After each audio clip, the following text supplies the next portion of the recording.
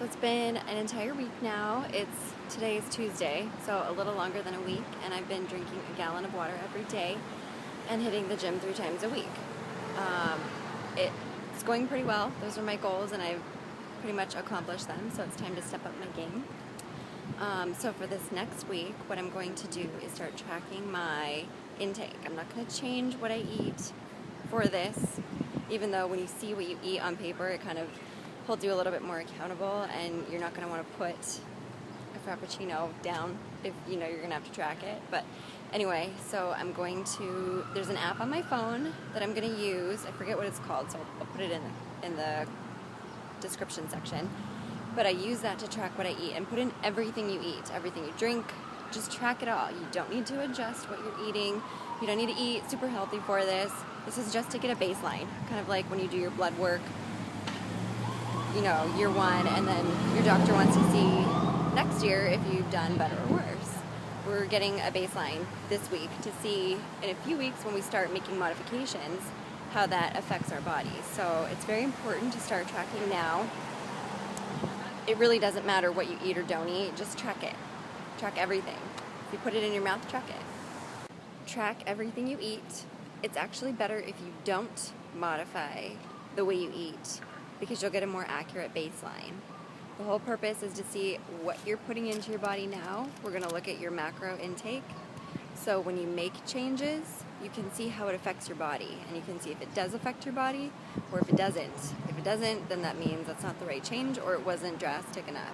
So it's very important to get a baseline. Even better if you don't change anything, just track what you're already eating. My method to my madness is I've talked about this before, but I'm going to say it again. I like to get into things slowly. I am not the kind of person that you put in with a personal trainer who's going to make you barf for a whole week, and then I'm jazzed and excited to go. That's not my style. Some people love it, and it works really great for them. But for me personally, I like to ease into things a little bit more. So that's why I'm still just going to the gym 3 times a week, drinking water, and now I'm going to start tracking my intake, my daily macro intake. That's carbohydrates, fat, and protein. When you start slowly like that, it also helps you to be kinder to yourself and to feel successes earlier. If you start out in the gym and you want to drop a pant size in a week or 2 weeks, you might feel discouraged. My biggest piece of advice is don't look in the mirror. When you start, take a look at yourself, take a look at all the work you have to do, take pictures, take before pictures, and then put it out of your mind. And just diligently keep working. Don't look in the mirror. You can if you want to, but my biggest piece of advice to myself is I don't look in the mirror because it just discourages me.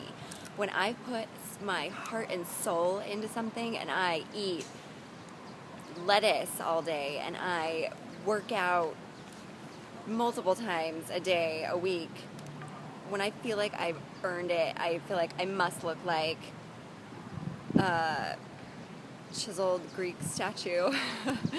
And then I look in the mirror and it totally confirms that I'm way not in touch with reality. It's deflating. It really deflates my motivation and my excitement. So that's why I don't look in the mirror to track my progress. I go forward with my goal. I stick to my plan.